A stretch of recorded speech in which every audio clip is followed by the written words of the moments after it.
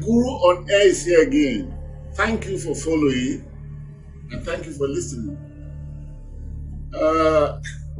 This episode would look like a very, very funny episode because it's captured. Magodo land Tussle was the governor, Governor Sanwo-Olu, disgraced by the police, the chief superintendent of police. Did he disgrace Governor Sanwo-Olu? Is the issue we want to discuss. Let's lay the background for the story. In the first place, it was a matter of land, which Lagos state government at the time, the only authority empowered by the Constitution of Nigeria to own land, adjudicate of them, manage them on behalf of the people, the real owners of the land, is only the governor. It's for that reason that it's only the governor that can sign certificate of occupancy. The federal government has no inch of land. From the land use decree of 1976 promulgated by President Olusegun Obasanjo, then he was not president, he was military head of state. So the land belonged to the people, but administered on behalf of the people by the governor. It is for that reason, like as I said earlier, it's only the governor that signs certificate of occupancy. And the Constitution equally empowers every governor in any state to acquire land for the use, for overriding interest of the people. The land might belong to this family as lands are in Africa, or that family, but if the state government want to acquire that land, the governor has the authority and powers backed up by the Constitution to acquire it. As long as it is indicated that it is for the overriding use of the interest of the people, then those things that qualify it for overriding for the interest of the people will be mentioned. Then from that point, the gazette is torn and the land belongs to is taken over by the owners. Some places compensation must be paid. Yes, compensation must be paid to the original owners. Now, the Magodo matter was a matter that Lagos state government at the time said that it was acquiring it for the overriding interest of the people of Lagos state. And a few institutions that will be going there were mentioned.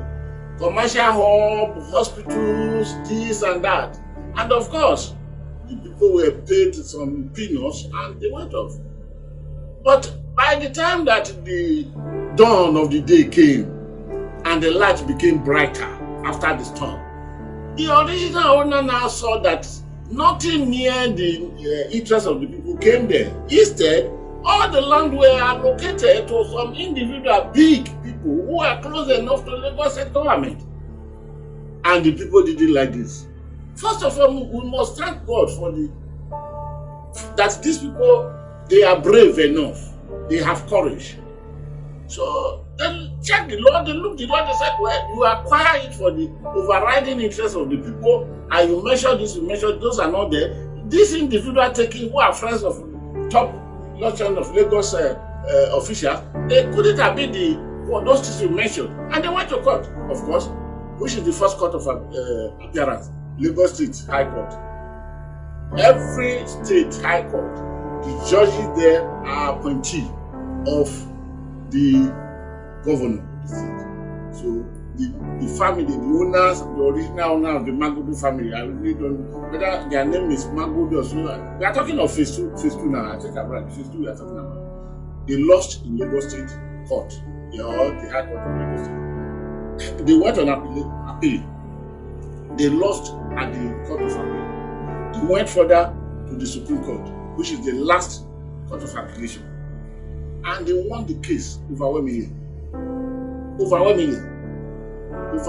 There was no minority judgment. They won the case. And now they won the case, they return back home. That is the last court in the land. No other court again. Even if you ask God to come and judge the matter, there is no process of approaching the court of heaven. And it's not part of our legalistic system.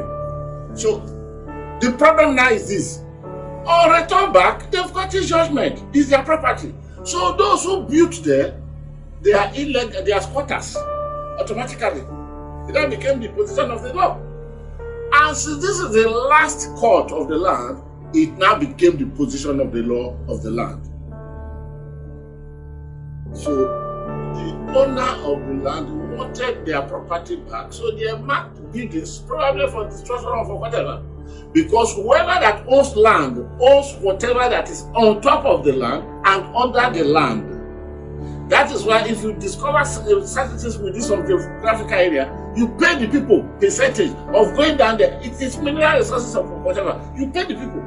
Anything. It is for that reason that when the plane is to overfly Nigeria, because the territorial integrity of Nigeria lies within Nigeria, the plane from origin will take permission that I'm flying through your place. So they now marked. Then the big making, because some houses in that area, some are getting closer to 1 billion naira. So they are not houses of the Morocco citizens. They must be houses of the Ikoyi-like. Pardon my English. They came that they will put down. All these days the matter is legal. Then the police came in. Then when the police came in, the police came in backing the original owners of the land. And the police now, we are told, they are here to enforce the judgment of the Supreme Court. And the police is the only authority, is the only security agencies in Nigeria, not the soldiers, not the military, not the army, not the navy, not the air force, not the prison services, but the police are to enforce such law. And enforcement of such law will mandate from the office of the Attorney General of the Federation, in tandem with the Inspector General of Police. Then the Inspector General of Police will deploy his men to go and enforce the law of the court. But because those associated with the land, they are big enough, because if you touch that land anyhow, you touch the big men of Lagos, the gods of the land of Lagos. This is where problem came. Then Sanwo-Olu, a very, very humble, meek man, a gentleman to the court, went there and he gave instruction. But we were told the man he spoke to was the chief superintendent of police, because he was enough to do. But that one told him, with all due respect, sir, I cannot pick the phone and call my Oga and tell them what you are telling me. Only you can call them, but for now, I will remain here to enforce the law, because I am mandated to be. And in fact, he went as far as telling him that we have our authorities from the office of the Attorney General of the Federation and Inspector General of Police. And when Inspector General of Police gives an order to be carried out, it doesn't matter. Either the man is a chief superintendent or lower than that.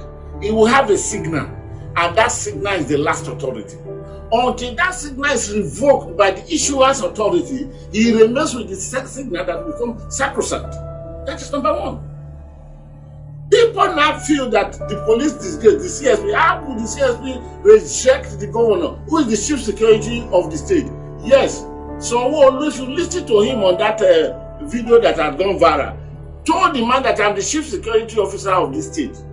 But Sanwo-Olu should know that the word, the language, chief security officer of a state, being given as an authority to the chief executive, to the governor, is nothing but my application of language. Because in reality, there is no governor that is the chief security of the state when it comes to security matters in Nigeria. That is number one.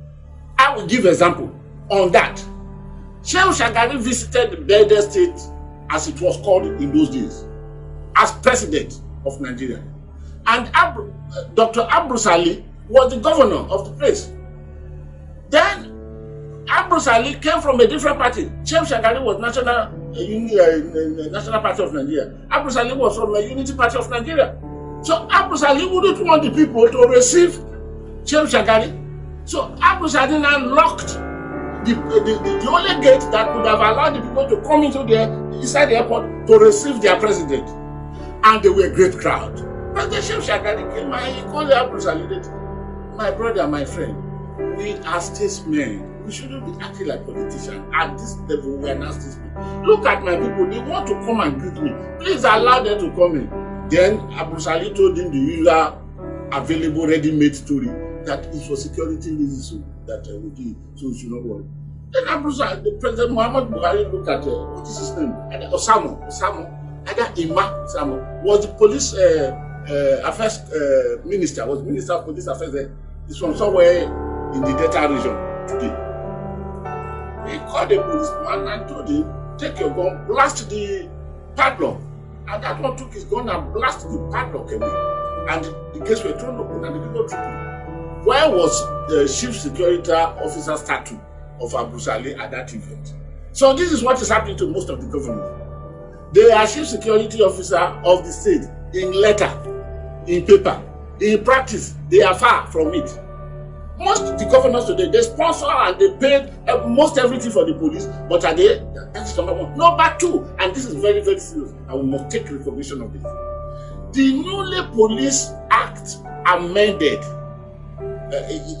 after many years, which was signed to law in October 2020 by President Muhammadu Buhari. That Police Act specifically forbids Commissioner of Police receiving instruction from governors. It stipulates in black and white, you receive all commissioners of police receive instruction only from the Inspector General of Police, not from any governor. If Governor Sanwo-Olu probably had read this to well understanding, to the point of understanding, he probably would have not got it. So what this CSP did was purely prosecuting the letters and the words and the context of the 2020 Police Act as amended. Nothing to the contrary. And he did not disgrace the the governor at all. If I were to be one of the advisors of the governor, I would tell him, look at the Police Act. That's not. Unfortunately, someone who found himself between the Blue Sea, between the devil and the Red Sea now, as he found himself between the same two principalities during the EndSARS, when the army accused him that the governor invited us, whereas the governor has no power to invite. The governor must protect some people's interests. We have been told that the office of the Attorney General is instructed, the Inspector General of Police is instructed. Do they have the right to do this? Yes. But what are the issues at play? I really don't want to go into speculation by saying that 2023 is being challenged here. I think this should be enough for a talk. This is the Guru signing off.